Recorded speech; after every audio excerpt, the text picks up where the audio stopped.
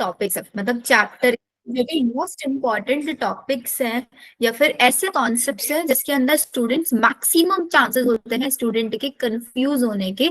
So I try to pick only those topics. चलेगा ऐसे? या फिर यू वांट कि मैम शायद हमारे 2 ही चैप्टर फिनिश हो तब तक, बट डिटेल में कराओ? What do you want? Detailed of every chapter या फिर some important point of every chapter? Ma'am important topic. Important topic चलेगा सभी के लिए?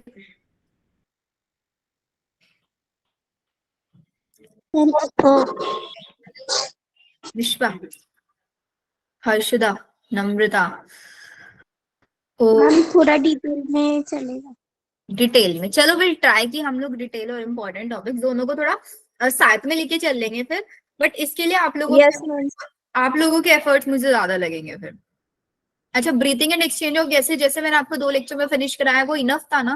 बिकॉज उससे ज्यादा डिटेल हम नहीं जा सकते उन चैप्टर्स के. एंड वो 2 लेक्चर्स में बहुत इजीली हमने फिनिश कर भी लिया था, कर लिया था ना? तो ऐसे ही विल ट्राई कि हम अपना बॉडी फ्लड एंड सर्कुलेशन वाला चैप्टर भी 2 लेक्चर्स में मैक्स टू मैक्स फिनिश कर लेंगे. बट आई वांट कि जो भी मैं आप लोगों को क्लासेस में करा रही हूँ उसको एक बार आप लोग खुद से भी स्टडी करके आएंगे एंड उसके साथ साथ उसके क्वेश्चंस प्रैक्टिस करके आएंगे. क्लियर? जितने ज्यादा आप लोग क्वेश्चंस प्रैक्टिस करोगे उतना ही ज्यादा आपका इन चैप्टर्स के ऊपर कमांड बनता चला जाएगा. So firstly the chapter is body fluid and circulation. If we talk about its weightage तो इस चैप्टर से बेटा आपके 2 क्वेश्चन आ जाते हैं. 2 से 3 क्वेश्चन, कभी 2 क्वेश्चन कभी 3 क्वेश्चन नीट के अंदर आते रहते हैं इस चैप्टर. एंड ये बहुत इंपॉर्टेंट एंड बहुत इंटरेस्टिंग चैप्टर भी है जो कि आपका लास्ट जो हमने चैप्टर पढ़ा है breathing and exchange of gases उससे कहीं ना कहीं ये चैप्टर रिलेट करता है. ठीक है? कैसे रिलेट करता है वो आप लोगों को धीरे धीरे समझ में आने लग जाएगा. तो हम लोग क्या पढ़ेंगे? What we have finished in the respiratory part, कि हम एटमॉस्फेयर से ऑक्सीजन ले रहे हैं and it went up to our lungs and lungs से it get mixed with blood. यही पढ़ा था हमने. ब्लड के साथ हमारा वो गैसेस मिक्सअप हो जाती है, किसी ब्लड के किसी कंपोनेंट के साथ वो ऐड होती है and it transport up to the heart और फिर हार्ट उसको पूरी बॉडी में पंप करता है. यही किया था. ठीक है? तो अब एग्जैक्टली वो जो हार्ट का मेन फंक्शन आया था ना वहां पे कि हार्ट क्या कर रहा है, हार्ट के अंदर ऑक्सीजनेटेड ब्लड आया देन उसने उसको पूरी बॉडी में पंप किया. ठीक है? हार्ट के एक पार्ट में डीऑक्सीजनेटेड ब्लड आया फिर उसने उसको लंग्स तक लेके गया. तो हमको उस हार्ट की फंक्शनिंग समझनी है कि हार्ट एग्जैक्टली फंक्शन कैसे करता है, कैसे वो पूरी बॉडी के अंदर ब्लड को पंप करने की कैपेबिलिटी रखता है. एज वेल एज हम लोगों को समझना है ब्लड क्या होता है, ब्लड की क्या कंपोजिशन होती है. ये छोटे छोटे इसके हमको कैरेक्टरिस्टिक्स पढ़ने हैं. चैप्टर का आइडिया क्लियर हो गया आप लोगों को? What we are going to finish in this chapter. अब से ह्यूमन फिजियो का हम जो भी चैप्टर पढ़ेंगे हम लोग डायरेक्टली एनसीईआरटी से पढ़ेंगे सो दैट आप लोग रिलेट कर पाए हम कौन सा टॉपिक्स कहाँ से कवर अप कर रहे हैं. ठीक है? तो सबसे पहले we all very well know what is blood. तो the basic question is what is blood. Blood is a connective tissue. क्या है blood? Connective tissue. Is a connective tissue. Blood किससे मिलके बना है? ब्लड के अंदर एक फ्लूइड पार्ट होता है जिसके अंदर आपका प्लाज्मा होता है और फॉर्म एलिमेंट्स होते हैं. अब जो जो चीजें मैं आपको एनसीईआरटी से जो हम देखते जा रहे हैं ना उसी को विल ट्राई कि हम अपनी लैंग्वेज में उसको कोड करके लिखना स्टार्ट कर देंगे. जैसे अभी हमने पढ़ा कि हमने देखा कि भाई हमारे पास ब्लड है. ब्लड क्या है? Connective tissue. Connective tissue. Connective tissue है. राइट. अभी ब्लड को हमने we have divided blood into 2 parts. Blood के अंदर we have 2 part. The first one we have plasma and second one we have form element. Elements. Plasma हमारे blood का कितना % रखता है? 55%. And formed elements 45%. Very good. अब ये formed elements can be of 3 type. The first one is your RBC, WBC and platelets. RBC is also known as Radiculocytes. WBCs are known as Leukocytes. Leukocytes. Platelets को भी क्या कोई नाम देता है? No, ma'am. चलो, अभी जो हमारा प्लाज्मा है, ये प्लाज्मा पूरे ब्लड का 55% जो पार्ट है वो प्लाज्मा है। इस प्लाज्मा, ये प्लाज्मा किस चीज से बना हुआ है? दिस प्लाज्मा के अंदर 90 से 92% है हमारे पास क्या? वाटर। एंड 6 to 8% है इसके अंदर प्रोटीन। और रेस्ट पार्ट क्या है? आयंस वगैरह, आयंस, मिनरल्स, ये सब प्रेजेंट है। अब इन प्रोटीन्स में से वी हैव 3 प्रोटीन्स जो कि सबसे ज्यादा इंपॉर्टेंट है। सबसे पहला प्रोटीन है हमारे पास क्या? Globulin. फाइब्रिनोजन लिख लेते हैं। Then globulin and Albumin. Albumin. Albumin. इनके ऊपर मैच द फॉलोइंग में क्वेश्चन आता है, बहुत इंपॉर्टेंट क्वेश्चन यहाँ से पूछा जाता है। फाइब्रिनोजन का फंक्शन है किसमें? ब्लड क्लोटिंग में। ग्लोबुलिन का फंक्शन किसमें है? Transport of ions and salts. Immune system में। एल्ब्यूमिन का? Osmoregulation. ऑस्मोटिक बैलेंस में। सो ये पूरा का पूरा चार्ट है जो आपको फर्स्ट पैराग्राफ से देखने के लिए मिलेगा। इफ यू टॉक अबाउट कि हमारा जो आरबीसी है उसका काउंट कितना होता है हमारे ब्लड के अंदर? 5 से 5.5 मिलियन। WBCs का क्या होता है? 6 to 8K, मतलब 6000 से 8000। और प्लेटलेट्स का 1 लाख से 3,50,000। ये हमारे पास आरबीसी का कलर कैसा होता है? रेड होता है। WBC का कलर कलरलेस। और प्लेटलेट्स का कलरलेस होता है उसका भी। ठीक है, अब जो हमारे पास नेक्स्ट चीज आ जाते हैं हम, देखो मैंने आपको पूरा यही करा दिया है कि हमारे पास सबसे पहले प्लाज्मा क्या है? एक स्ट्रॉ कलर्ड का 55% कंपोजिशन रखता है, जिसमें 90 से 92% वाटर, 6 से 8% प्रोटीन। उसमें 3 protein, fibrinogen, albumin and globulin. We have 3 major proteins. इन मेजर प्रोटीन्स का हमको ये फंक्शन भी बता के देता है। किनका फंक्शन क्या है? जैसे मैंने आपको बताया, फाइब्रिनोजन का फंक्शन है ब्लड को क्लोट करने में हेल्प करता है। ग्लोबुलिन का फंक्शन है आपका डिफेंस मैकेनिज्म, आपका इम्यून सिस्टम में कहीं ना कहीं ये रोल प्ले करता है। और एल्ब्यूमिन का फंक्शन है आपका ऑस्मोटिक बैलेंस मेंटेन करता है। इसके अलावा प्लाज्मा के अंदर रेस्ट जो पार्ट होता है, कुछ मिनरल्स वगैरह होते हैं, ग्लूकोज, अमाइनो एसिड, ये सारी चीजें इसके अंदर प्रेजेंट होती है। यहाँ तक क्लियर? Yes, ma'am. ठीक है। और जितने भी हमारे पास ये क्लोटिंग फैक्टर्स होते हैं ब्लड के अंदर, वो सब किस फॉर्म में पाए जाते हैं? Blood clotting factors inactive form में पाए जाते हैं। और अगर हमने प्लाज्मा के अंदर से क्लोटिंग फैक्टर्स को हटा दिया, मतलब प्लाज्मा माइनस क्लोटिंग फैक्टर, तो हमको क्या मिलेगा? Then the component we call is serum. ये याद रखना है, this is very important. First paragraph सबको डन है without any confusion? Yes, ma'am. Everyone? Yes, ma'am. Okay, then let's move on to the formed element. Formed elements का we have seen कि इसका percentage कितना है? 45% है। उसमें से हमारे पास 3 है। सबसे पहला हमारा आरबीसी, सबसे ज्यादा अमाउंट में ये होता है, कितना? 5 मिलियन से 5.5 मिलियन। आरबीसी बनता कहाँ पे है? आपका जो एडल्ट्स में रेड बोन मैरो के अंदर बनता है। रेड बोन मैरो कहाँ पे होता है आपका? लॉन्गेस्ट बोन के अंदर होता है। Which is your longest bone? Femur. Femur के अंदर होता है। ठीक है। आरबीसी के अंदर न्यूक्लियस नहीं होता। और आरबीसी की शेप कैसी होती है? कनकेव। अब क्वेश्चन ये है, why RBC do not have nucleus? क्यों इनके पास न्यूक्लियस नहीं है? अब न्यूक्लियस नहीं है तो कभी डिवाइड नहीं करेंगे। डिवाइड नहीं करेंगे तो एक लाइफ स्पेन होगा इनका। कितना लाइफ स्पेन है इनका? 120 दिन का। 100 आरबीसी बनेगा, 120 दिन तक जिंदा रहेगा, उसके बाद उसकी डेथ हो जाएगी और डेथ होके कहाँ चले जाएगा, अपने ग्रेवयार्ड में चले जाएगा। आरबीसी का ग्रेवयार्ड हम किसको बोलते हैं, स्प्लीन को बोलते हैं, जो कि एक लिम्फॉइड ऑर्गन है हमारी बॉडी में।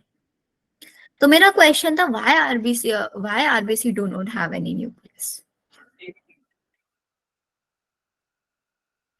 बताओ। Ma'am repeat.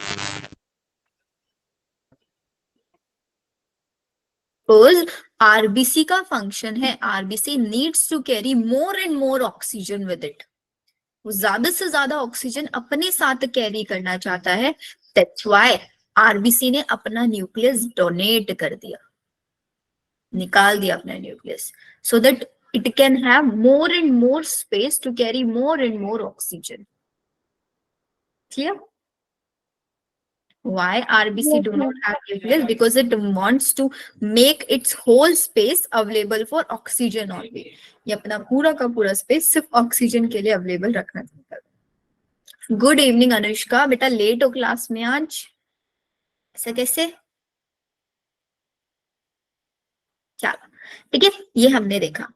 आरबीसी जो होता है हमारा, उसका कलर रेड होता है, क्यों? बिकॉज उसके अंदर हीमोग्लोबिन होता है। हीमोग्लोबिन में हीम मतलब iron, globin is a protein, ठीक है। एक हेल्दी इंडिविजुअल के अंदर 100 ml ऑफ ब्लड के अंदर 12 से 16 ग्राम हीमोग्लोबिन होना ही होना चाहिए, ये नॉर्मल है। इसका काम क्या होता है, वही जो हमने प्रीवियस चैप्टर में पढ़ा, ट्रांसपोर्ट ऑफ गैसेस कराता है। आरबीसी का life span 120 days and RBC destroy होकर किधर चला जाता है, स्प्लीन में चला जाता है। Next we have leukocytes. Leukocyte का कलर कैसा है, कलरलेस है, बिकॉज इनके पास हीमोग्लोबिन नहीं है, इनके पास न्यूक्लियस है, और आरबीसी तो मिलियंस में थे और ये थाउजेंड्स में है, तो देखो कितना कम है। इनका जो लाइफ स्पैन है वो भी बहुत कम होता है, अप्रॉक्स 1 हफ्ते का होता है। जो आपकी डब्ल्यूबीसी है वो 2 टाइप से हो सकते हैं।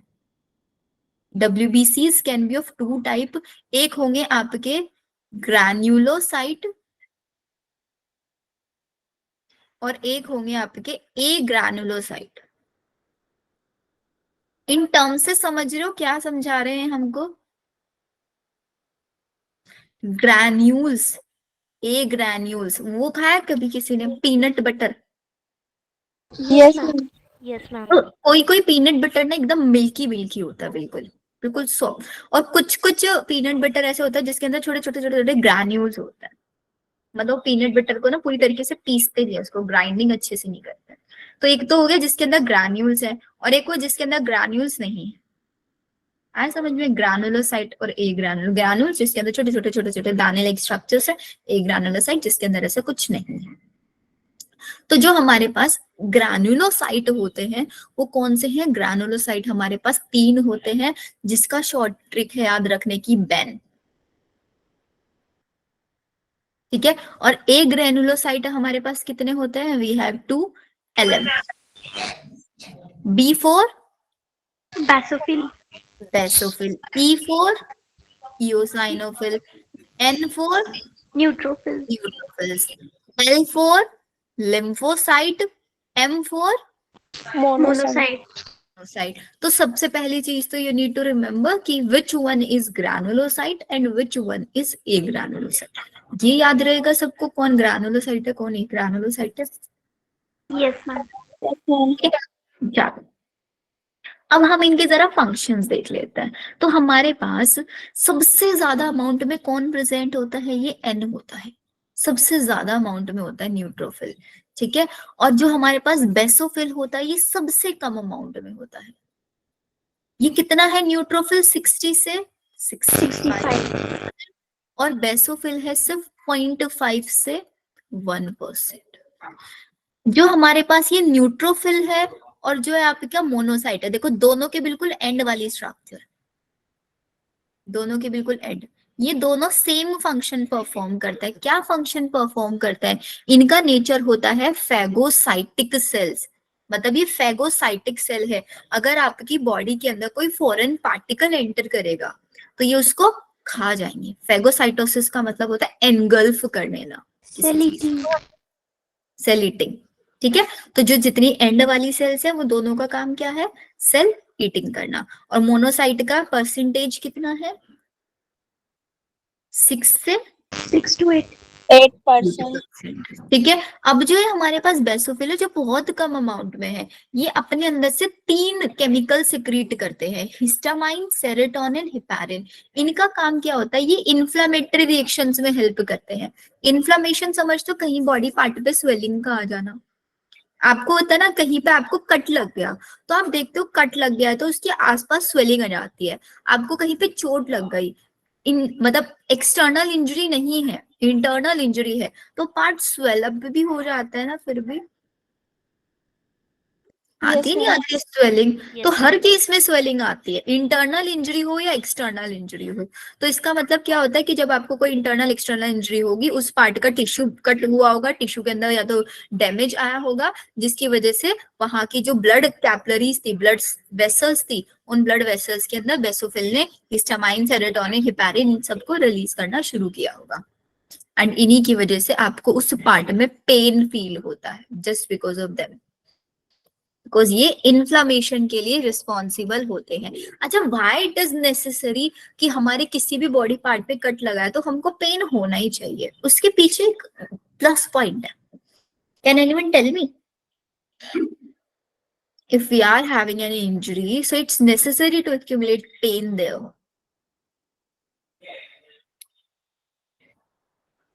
To Why? treat it.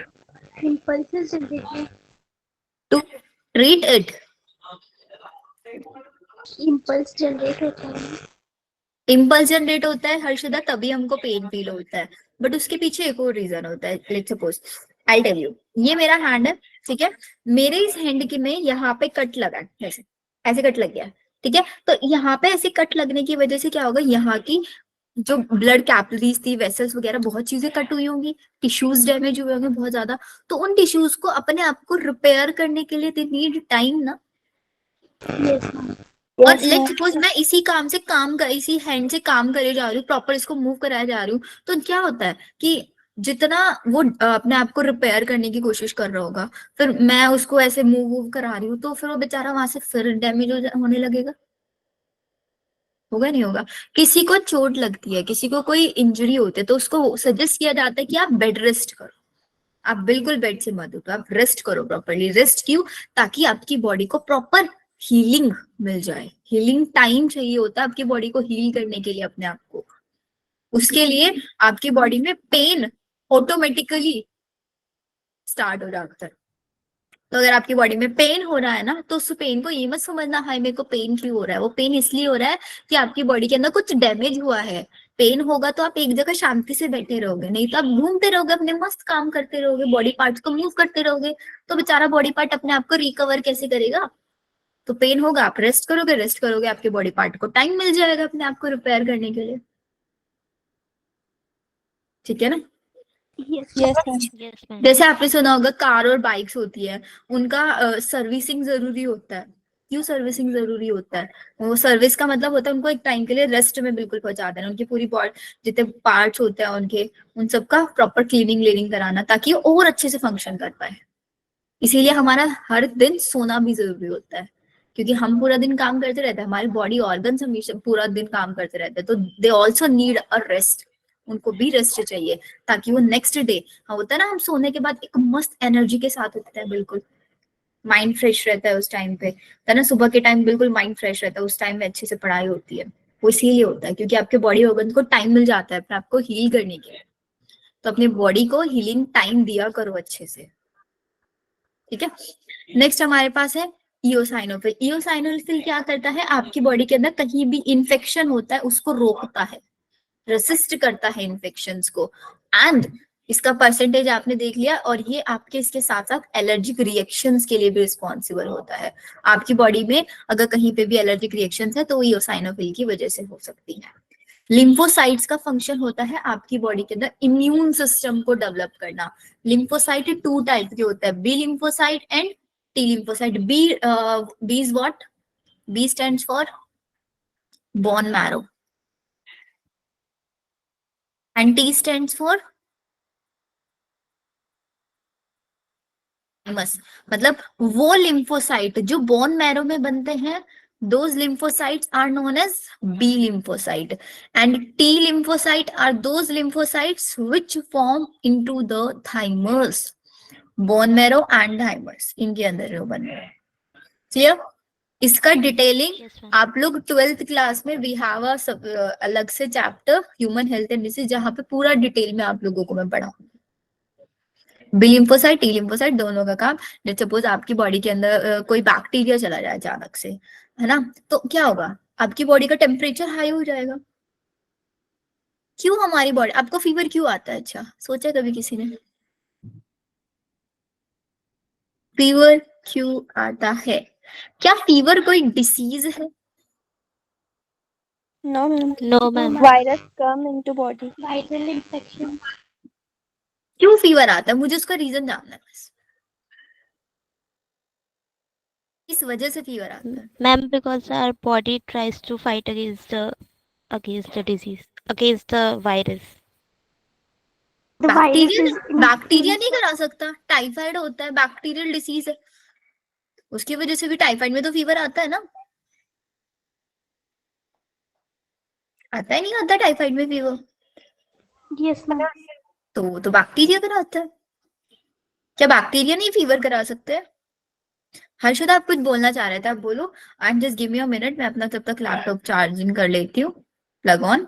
अब मुझे जल्दी जल्दी से बताओ, what is the main reason behind fever? तो अब से आपको फीवर आएगा ना, आप खुश हुआ करोगे रीजन जानने के बाद। बट उससे पहले मैं आप लोगों से जानना चाहती हूँ, will try to make human physio more and more interesting. सबसे ज्यादा इंटरेस्टिंग इसको बनाएंगे, क्योंकि अब तक हम लोग क्या पढ़ रहे थे, प्लांट फिजियो पढ़ रहे थे। उसमें पढ़ के ऐसा नहीं फील आता है कि why we are studying, why we are wasting our time on this. क्योंकि हमको एमबीबीएस में जाके कोई फोटोसिंथेसिस थोड़े ना पढ़ाएगा। पढ़ोगे क्या? बताना, एमबीबीएस में फोटोसिंथेसिस नहीं। नहीं पढ़ोगे ना? यस मिश्वा बताओ। Ma'am, body is trying to kill the virus or bacteria that cause the infection.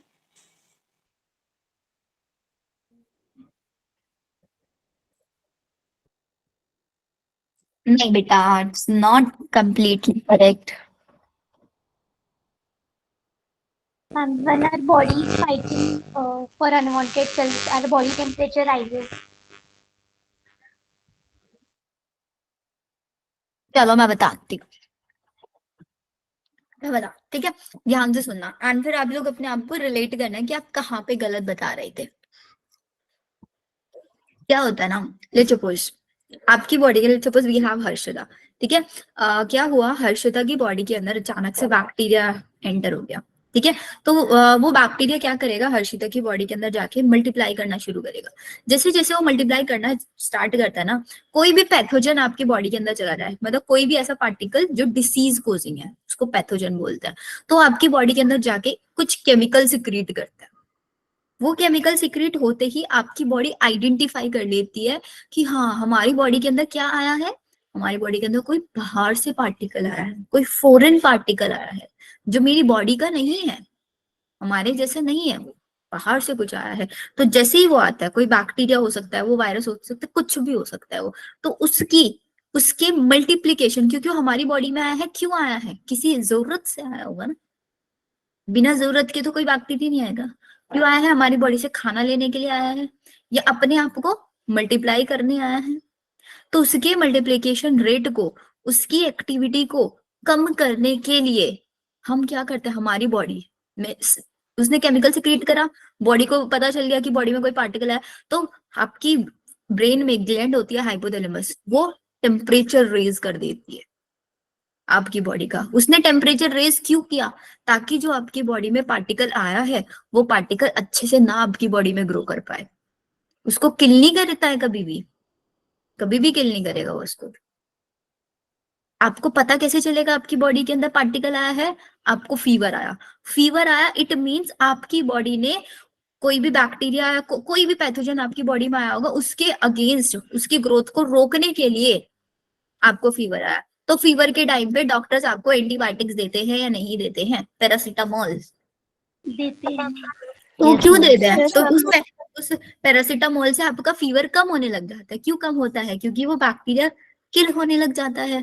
Bacteria kill होगा तो आपकी बॉडी खुद से आपका टेम्परेचर धीरे धीरे नॉर्मल करना शुरू कर देगी। तो इसका मतलब अब से आप लोगों को आज के बाद अगर कभी फीवर आएगा तो आप क्या सोचोगे? क्या आएगा माइंड में? कि हमारी बॉडी में कुछ तो एंटर हुआ होगा, उसके अगेंस्ट फिर मेरी बॉडी ने टेम्परेचर हाई कर दिया है ताकि उसकी ग्रोथ को रोक पाए। तो हम अपनी बॉडी को वेल डन बोलेंगे। आई वो वाली फीलिंग? नहीं? Yes ma'am.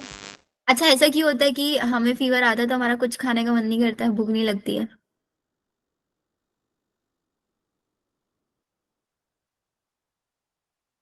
क्योंकि हमारा डाइजेशन किसकी वजह से होता है? डाइजेस्टिव एंजाइम्स की वजह से।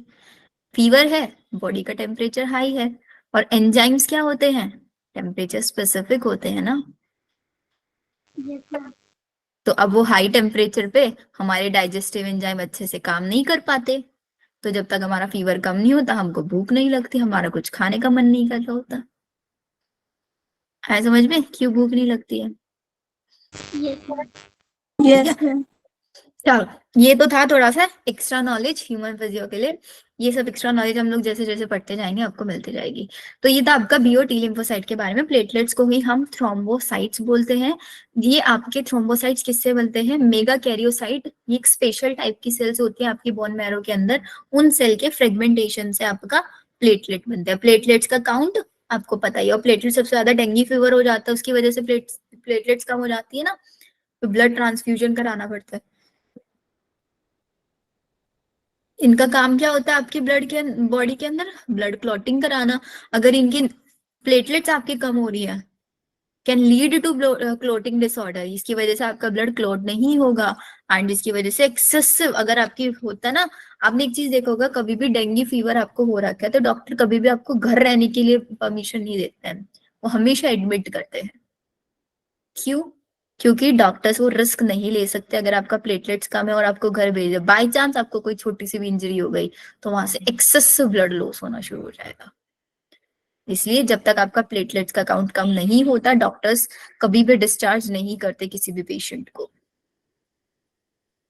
क्लियर यहाँ तक? अब आ जाता है हम लोग अपना रहे ब्लड ग्रुप के ऊपर। ब्लड ग्रुप में हमको पता है वी हैव कितने टाइप के ब्लड ग्रुप्स होते हैं हमारे पास? 4. 4 टाइप के हमारे पास ब्लड ग्रुप्स पाए जाते हैं, जिसमें से मैक्सिमम क्लास में कितने बच्चे हैं जिनका बी ब्लड ग्रुप है? पता है ना? अच्छा, सबको अपना ब्लड ग्रुप पता है? किस किस को अपना ब्लड ग्रुप पता है? Raise your hands.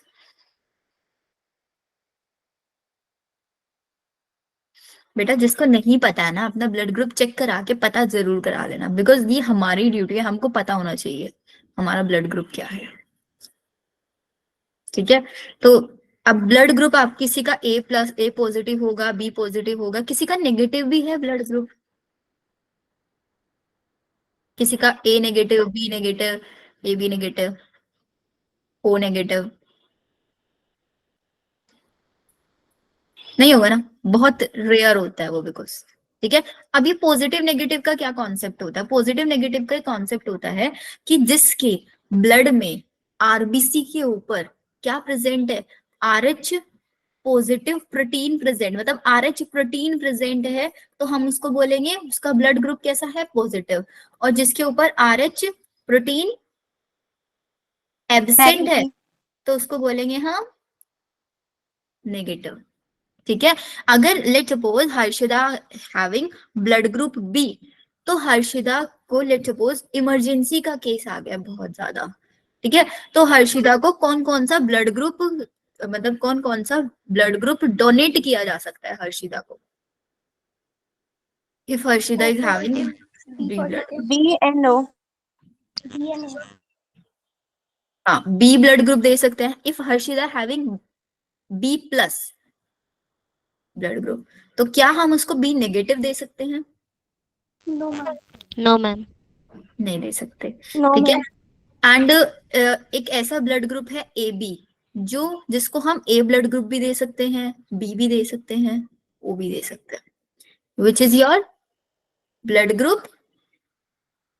AB. AB. So we call AB is universal recipient. ये रहा लिखा, यूनिवर्सल रेसिपेंट, किसी का भी ब्लड ग्रुप ही एक्सेप्ट कर सकता है, एंड ओ ब्लड ग्रुप सिर्फ ओ का ही एक्सेप्ट करेगा, but it can donate to anyone, किसी को भी डोनेट कर सकता है ये, क्योंकि ओ ब्लड ग्रुप वाला किसी को भी डोनेट कर सकता है। व्हाई?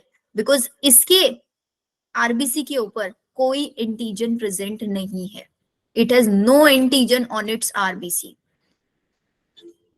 तो हम इसका ब्लड किसी को भी डोनेट कर सकते हैं। एबी वाला किसी का भी एक्सेप्ट क्यों कर सकता है? बिकॉज एबी के अंदर किसी भी टाइप का एंटीबॉडीज नहीं है। अब उसकी बॉडी के अंदर कोई भी एंटीबॉडीज नहीं है तो कोई भी ब्लड ग्रुप दे दो, हर कोई एक्सेप्ट है उसको, है ना। एंटीबॉडीज समझते हो? What are antibodies? Yes, ma'am. Antibodies होता है आपकी बॉडी के अंदर, लेट्स सपोज मेरा ब्लड ग्रुप बी है, ठीक है, मेरे को किसी ने by chance by mistake A blood group दे दिया है, मेरा ब्लड ग्रुप बी है, तो मेरी बॉडी के अंदर ब्लड ग्रुप ए के एंटीबॉडीज प्रेजेंट है, तो जैसे ही मेरी बॉडी के अंदर ए ब्लड ग्रुप गया तो मेरा जो ए वाले एंटीबॉडीज है ना, वो उस ब्लड ग्रुप को किल करना शुरू कर देंगे, तो मेरी बॉडी के अंदर ब्लड क्लोट होना शुरू हो जाएगा, मेरा ब्लड डिस्ट्रक्ट होना शुरू हो जाएगा। तो हमको ये चीज ध्यान रखनी पड़ती है ड्यूरिंग ब्लड ट्रांसफ्यूजन। क्लियर है? कौन रेसिपिएंट डोनर है, कौन यूनिवर्सल डोनर है।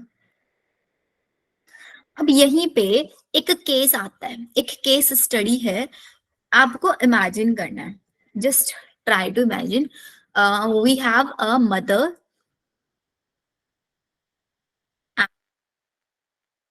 फादर। चलो मदर फादर से पहले मैं आपको ब्लड ग्रुप्स बता देती हूँ। Blood group A, blood group B, blood group A B and blood group A ओ।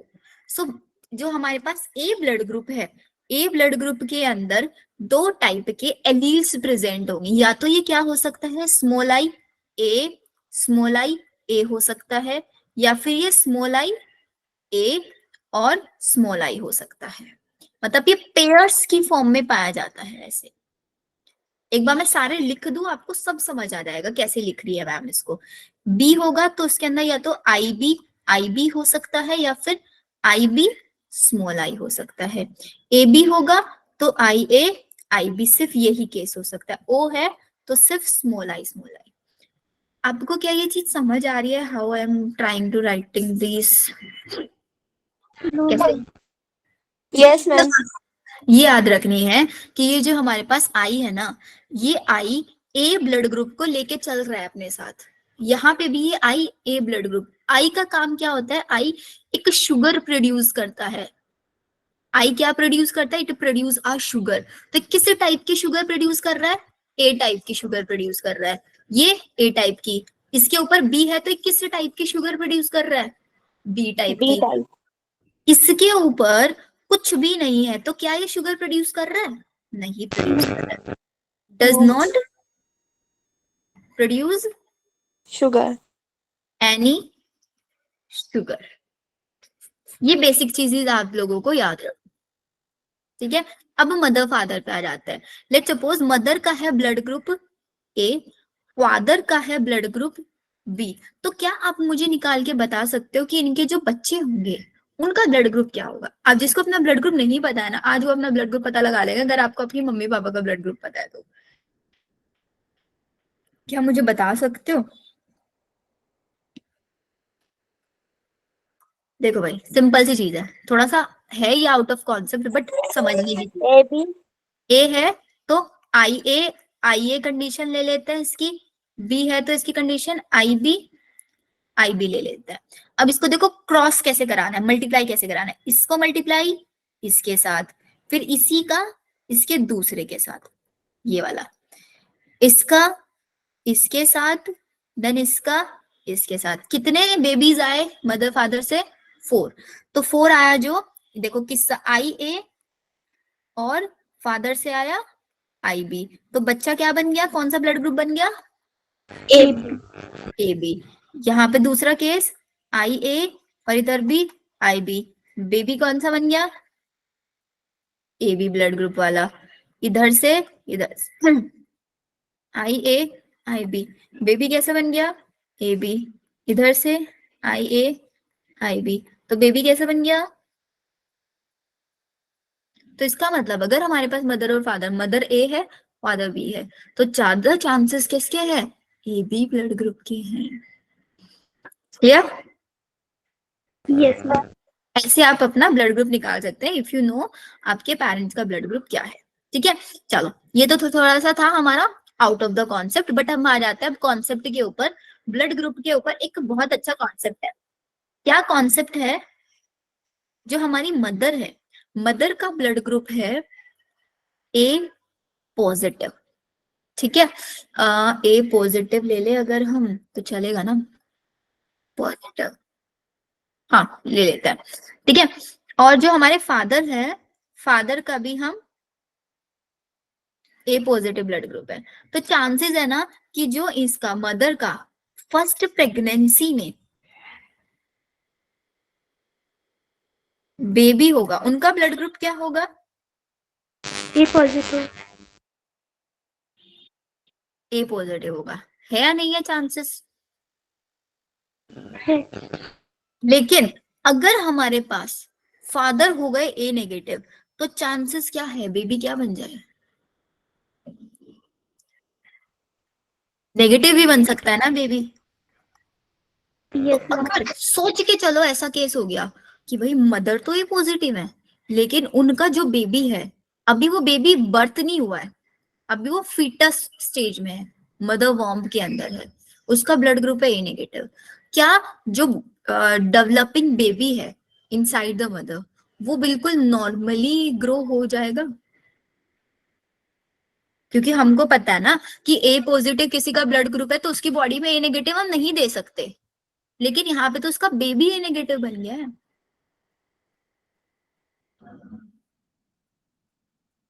क्या करेंगे,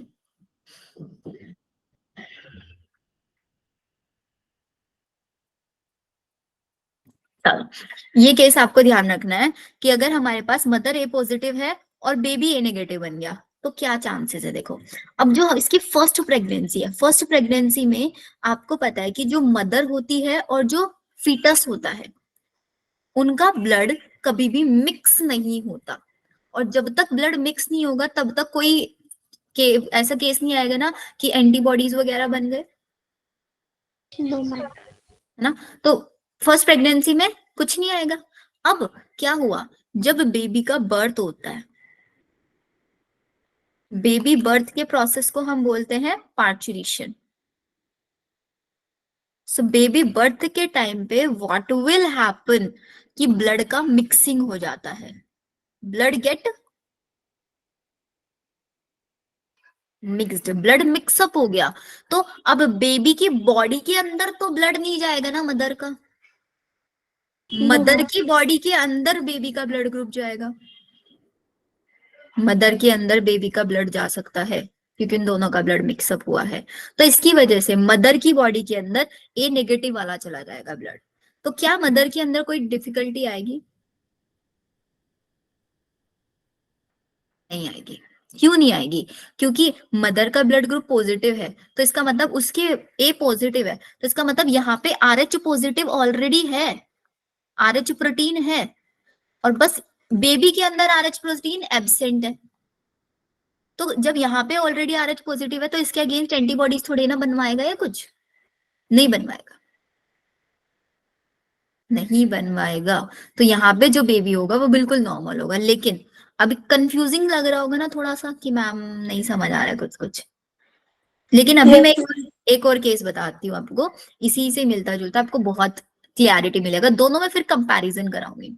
मदर है हमारे पास ए नेगेटिव, अब what do you understand by A negative, no RH protein, कोई RH प्रोटीन नहीं है मदर की बॉडी के अंदर। तो अगर मदर की बॉडी के अंदर RH प्रोटीन जाएगा तो मदर की बॉडी उसके अगेंस्ट एंटीबॉडीज बनाना शुरू करेगी या नहीं करेगी, Yes, ma'am. करेगी ना। अब इस केस को समझते हैं, मदर ए नेगेटिव है, फादर ए पॉजिटिव है, तो बेबी क्या बन गया, ए पॉजिटिव। और बेबी के अंदर क्या आ गए अब? RH protein. RH protein.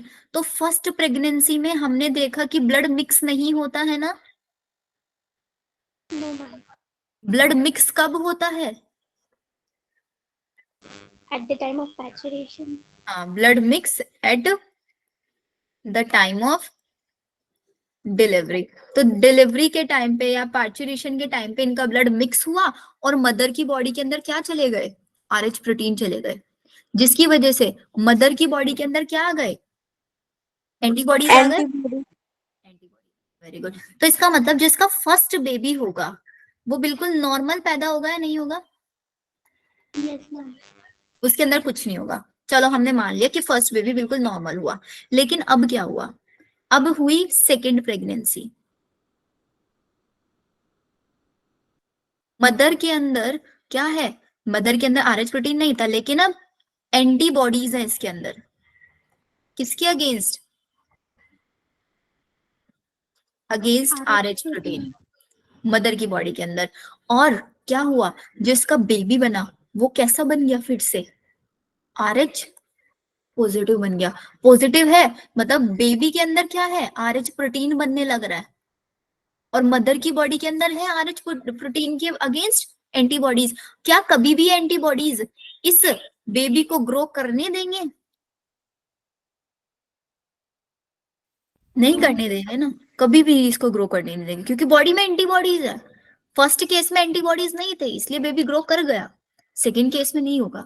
अगर ग्रो कर भी गया तो बेबी के अंदर बहुत सारी डिसफंक्शनिंग आ जाएंगी। तो इसका मतलब जो सेकेंड बेबी होगा वो कैसा पैदा होगा? डिफेक्टिव। उसको एनीमिया भी हो सकता है, डिफेक्टिव ग्रोथ हो सकती है, कुछ भी केस उसके अंदर पाया जा सकता है, या फिर यहाँ पे मिसकैरेज भी हो सकता है। तो मैक्सिमम जो मिसकैरेजेस के केसेस हम सुनते हैं ना, वो यही होता है। तो अब फर्स्ट प्रेगनेंसी तो चलो नॉर्मल थी, तो क्या ये मदर कभी भी सेकेंड प्रेगनेंसी नहीं कर सकती? कर सकती है। कैसे करेगी? इसके लिए क्या किया जाता है ना, जब भी फर्स्ट बेबी हुआ, डॉक्टर्स क्या करते हैं? बेबी के सारे टेस्ट करते हैं, मदर के सारे टेस्ट वो ऑलरेडी करके रखते हैं अपने पास। तो उन्होंने देखा कि मदर तो ये नेगेटिव थी और बेबी ए पॉजिटिव बन गया। तो इसका मतलब वो उसी टाइम पे मदर की बॉडी के अंदर क्या इंजेक्ट कर देंगी? मदर को एंटी RH एंटीबॉडीज का इंजेक्शन लगा देंगे, जिसको हम बोलते हैं रोगाम इंजेक्शन। ये इंजेक्शन क्या करेगा? मदर की बॉडी के अंदर एंटीबॉडीज नहीं बनने देगा। तो उसका सेकेंड बेबी अगर ए पॉजिटिव भी बन गया ना, अब बॉडी के अंदर तो एंटीबॉडीज नहीं है, तो बेबी नॉर्मल होगा या नहीं होगा? सेकेंड प्रेगनेंसी वाला भी नॉर्मल होगा। Yes, ma'am. बोलोगे ना। फिर से एक बार समराइज कर देती हूँ व्हाट विल हैपन। अगर हमारी मदर ए नेगेटिव है, मतलब mother should be negative, mother negative होनी चाहिए, नहीं तो ये केस कभी नहीं हो सकता। मदर नेगेटिव होनी चाहिए और उसका बेबी हमेशा पॉजिटिव होना चाहिए, तब हमारे पास ये केस होगा। फर्स्ट प्रेगनेंसी हमेशा सक्सेसफुल रहेगी, क्योंकि ब्लड मिक्सअप नहीं होता, ब्लड मिक्स होता है डिलीवरी के टाइम पे ओनली, और उसी टाइम पे फिर उसकी बॉडी में एंटीबॉडीज बनना शुरू होंगे मदर की बॉडी में, लेकिन डॉक्टर उन एंटीबॉडीज को किल कर देंगे रोगाम इंजेक्शन लगा के। तो सेकेंड प्रेगनेंसी उसकी क्या हो जाएगी? सक्सेसफुल। और अगर रोगाम इंजेक्शन नहीं लगाएंगे तो सेकेंड बेबी जो ग्रो कर रहा होगा, सेकेंड बेबी ग्रो नहीं कर पाएगा। इस कंडीशन को हम बोलते हैं एरिथ्रोब्लास्टोसिस फेटलिसिस। चलो इन चार्टी में दिखा देती हूँ आपको। ये जो मैंने पूरा पैराग्राफ RH ग्रुपिंग वाला है ना, यही पूरा पैराग्राफ पढ़ाया। RH प्रोटीन क्या होता है? RBC के सरफेस के ऊपर ये RH प्रोटीन पाया जाता है, RH पॉजिटिव नेगेटिव, ठीक है। RH इनकम्पैटिबिलिटी को हमेशा हमें मैच करना चाहिए बिफोर ब्लड ट्रांसफ्यूजन, और इसकी वजह से क्या कंडीशन आ सकती है? एरिथ्रोब्लास्टोसिस फेटलिसिस, बेबी को एनीमिया हो सकता है, जॉन्डिस हो सकता है। इसको हम कैसे anti-RH एंटीबॉडीज का इंजेक्शन लगाएंगे after the delivery of first child. All done? Yes, ma'am. Yes, ma'am. किसी को कोई doubt? Now it's your duty कि आप लोग इसको अच्छे से एनसीईआरटी से पढ़ेंगे, जो इतना मैंने आपको आज समझाया है। पढ़ लोगे ना? Yes ma'am, yes ma'am. अब हम जरा छोटा सा अपना कॉन्सेप्ट है ये ब्लड कोएगुलेशन वाला, इसको भी फिनिश कर लेते हैं। अब आपकी बॉडी में कोई भी इंजरी हुई, ठीक है, उस इंजरी के टाइम पे आप देखते हो वहां पे कुछ मिनट तक ब्लड निकलता है और उसके बाद में वहां पे एक व्हाइटिश कलर का लेयर सा, जेली जेली टाइप का सब्सटेंस सा बन जाता है, होता है ना, ब्लड कोएगुलेट हो जाता है ताकि और ब्लड ना आ पाए वहां से। Yes ma'am. अब वो क्यों होता है वो आपको समझना है, ठीक है। देखो, ब्लड क्या करता है, ब्लड की क्लोटिंग कराता है जब भी आपकी बॉडी में कोई इंजरी होता है। ये इसका काम क्या है, ये क्लोटिंग क्यों है, ये आपकी बॉडी से एक्सेसिव ब्लड लॉस को प्रिवेंट करता है। आपने सुना होगा कट लगा तो उसके ऊपर डार्क रेडिश कलर का एक ब्राउनिश कम सा आ जाता है एक टाइम के बाद, उसी को हम क्लोट या फिर कोएगुलम बोलते हैं। वो कोएगुलम किससे बना होता है, फाइब्रिन से बना होता है। हमने पढ़ा था ना प्रोटीन फाइब्रिनोजन, उस फाइब्रिनोजन क्या है, that fibrinogen is an inactive form, because we have studied जितने भी क्लोटिंग फैक्टर सब किस फॉर्म में पाए जाते हैं, इनएक्टिव फॉर्म में पाए जाते हैं। तो क्या हुआ, ये जो आपका इनएक्टिव फाइब्रिनोजन है ये किस में कन्वर्ट होगा, फाइब्रिन में। किसकी हेल्प से, थ्रोम्बिन एंजाइम की हेल्प से। तो सबसे पहले क्या होगा याद रखना, ये एक चेन रिएक्शन चलती है हमारी बॉडी के अंदर। चेन रिएक्शन समझते हो, एक के बाद एक होने वाली रिएक्शन। एक प्रोडक्ट बना, फिर वो प्रोडक्ट नेक्स्ट रिएक्शन कराएगा, फिर उसका प्रोडक्ट नेक्स्ट रिएक्शन कराएगा, इसी को तो चेन रिएक्शन या फिर इसको कैस्केड प्रोसेस भी हम बोल देते हैं। इस प्रोसेस में क्या होता है, जैसे ही आपकी बॉडी के अंदर कोई भी कट लगा, कोई भी इंजरी हुआ, तो आपकी बॉडी के अंदर एक एंजाइम होता है थ्रोम्बोकाइनेज। ये थ्रोम्बोकाइनेज एंजाइम एक्टिवेट हो जाता है, और ये एक्टिवेट किसकी हेल्प से होता है, कैल्शियम आयन की हेल्प से होता है। ये थ्रोम्बोकाइनेज एंजाइम क्या करता है आपके प्रोथ्रोम्बिन को, क्योंकि जितने भी इनएक्टिव क्लोटिंग फैक्टर्स हैं उनको हमें एक्टिव कराना पड़ेगा, नहीं कराना पड़ेगा, कराना पड़ेगा। तो थ्रोम्बिन को हमने किस में कन्वर्ट किया, थ्रोम्बिन में कन्वर्ट किया। किस एंजाइम की हेल्प से, थ्रोम्बोकाइनेज की हेल्प से। अब ये थ्रोम्बिन क्या काम करेगा, ये थ्रोम्बिन फाइब्रिनोजन पे वर्क करेगा और फाइब्रिनोजन को फाइब्रिन में कन्वर्ट कराएगा, और यही फाइब्रिन आपका ब्लड कोएगुलेट कराना शुरू कर देगा। ब्लड कोएगुलेशन में सबसे इंपॉर्टेंट रोल कैल्शियम आयन का होता है।